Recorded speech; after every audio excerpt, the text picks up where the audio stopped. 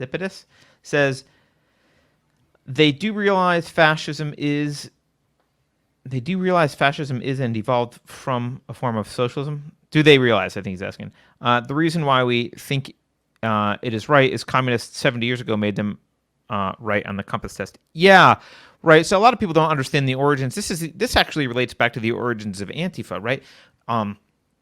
In the Weimar Republic, like in Germany prior to the rise of Hitler, you basically had, if you recall, the Soviet Union was, so this was in the early days of the Russian Revolution, obviously in 1917, and so they were flirting with Marxism, and so that was Russia generally was becoming a power, and so there was a big socialist. There was lots of socialist Marxist ideology permeating Europe, and the counter to that was fascism, and which is obviously a version of, I would argue also fascism is a version of socialism. It's just it's a different definition of the collective, basically, but it's still the collective, primacy of the collective over the individual. And there wasn't really any significant, what we would call classically liberal pushback happening in Germany. There wasn't a bunch of people running around saying, no, we should have a constitutional republic and individual rights. Like, that wasn't part of the argument. So the two main factions were the Marxists and the fascists. And so Antifa founded themselves on this, well, we have to oppose the fascists. It was founded in Germany. And so to them, anything that wasn't part of their Marxist movement was by definition fascist, because there really wasn't a lot else, at least not that I'm aware. I'm not an expert in the area. Maybe there was a few people saying something else, but basically those were the two main points. So it was like, well, if you're not with us, you must be with the fascists. You must be a fascist. And so they named themselves Antifa, obviously against fascism, but what they meant was they bought into the dichotomy that there's only two options, fascism or Marxism, and they wanted Marxism. So that's kind of where this kind of came from. And I think the defining of the left and right is one of the most pernicious accomplishments that evil ideology has achieved in the past 100 years, right? Because they have gotten us to talk about this bad ideology versus that bad ideology, and where are you on the scale? And they're both bad ideologies, and that is, I mean, think about just the power, the impact that has had on our society. And if you buy into it, if you're someone who buys into it, if you're a Marxist or a fascist, or if you are a social justice person or a white supremacist, you've bought into it. And so you play into this because it makes it so that anybody who criticizes your ideology, you just immediately put them in the other camp. You don't understand what it is you're saying because you yourself have bought into this dichotomy. Social justice is just as evil as white supremacy. Marxism is just as evil as fascism. But these people who can only think it like those are the only two options and you must be the other one. It's no, you don't even, you don't understand. You can't see outside of it. Those are not the only two options. And just to be clear, both of them are premised on the idea that the group is superior to the individual from a philosophical standpoint. The needs of the collective outweigh the needs of the individual. So if the collective, in Marxism, if the collective dictates that we take over your shop and burn it down and kill you, well, that's for the good of the collective, which is the proletariat in classical Marxism, right? That's the collective. The collective has supremacy over the individual from an ethical perspective. The fascists are basically the same. They just have a slightly narrower version of collective, which is like, well, in the case of Germany, it's, well, our collective is these particular Germans with these genetic traits or cultural traits, and that's the collective. And so we can do anything we want to people outside of that collective. But it's the exact exact same moral justification. Neither one of them says actually one person should be allowed to stand up against everyone else because they have rights.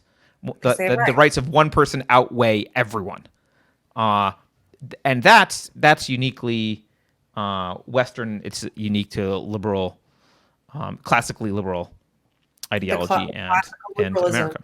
And individualism, yeah. This is why individualism is such a big target. And by the way, that's another word. We didn't see it in the all those headlines, the propaganda that we covered, but you're going to start seeing them openly. We've already seen them in the past year, openly attacking individualism. They're taking off their mask and they're more directly vocalizing who their true opponents are and what their true opponents are. And individualism, the family, these are some of the. And you won't see real arguments against this at first.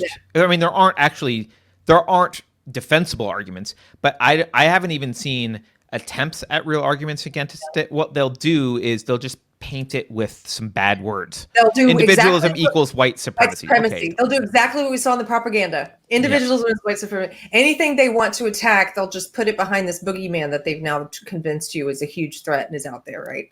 Right.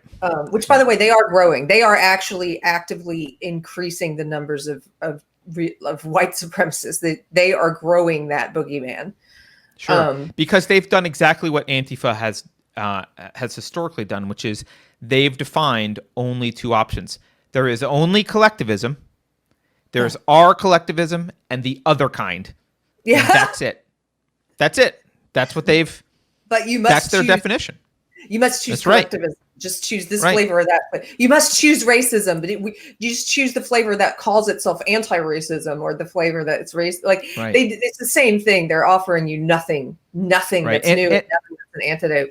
I just wanted to read this out before it moves, Carter. Sure. This is not a super chat, but Kelly Lamb is in the chat today. Hi, Kelly. If you guys haven't seen it, we got to interview her a while back. If you look for Kelly Lamb, Unsafe Space.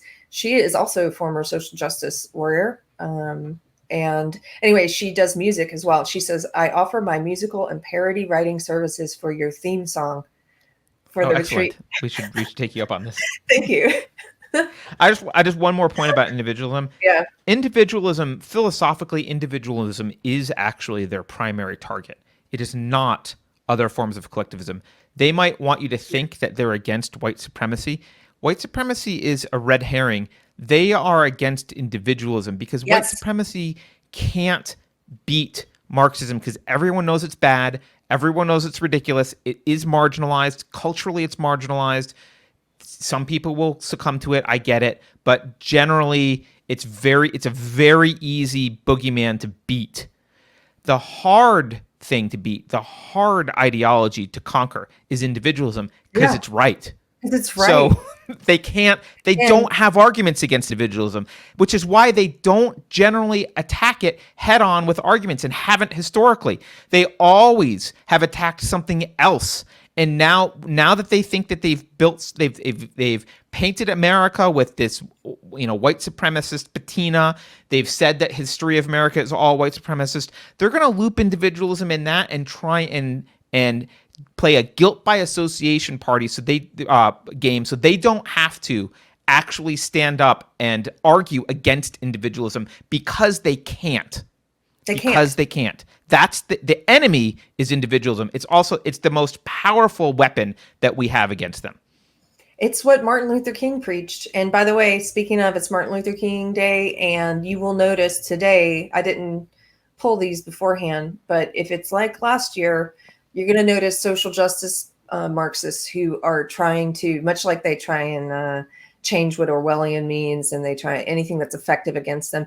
Martin Luther King's teachings about judging people by the content of their character and not by their skin, that is absolutely oppositional to everything they believe in. And so they have to either denigrate him or, I see some of them do more often than they used to, or they try and obfuscate what he was saying, and they try and take things out of context on purpose, like that quote about riots being the voice of the unheard. They do that all the time. Or they'll tell you you don't have a right to quote that particular thing of they'll say to you, keep MLK out of your mouth. Well, no, I'll talk about whoever I want to and whoever I find inspiring, whatever thinker I want to, and don't allow anybody to tell you you can't quote someone that you admire.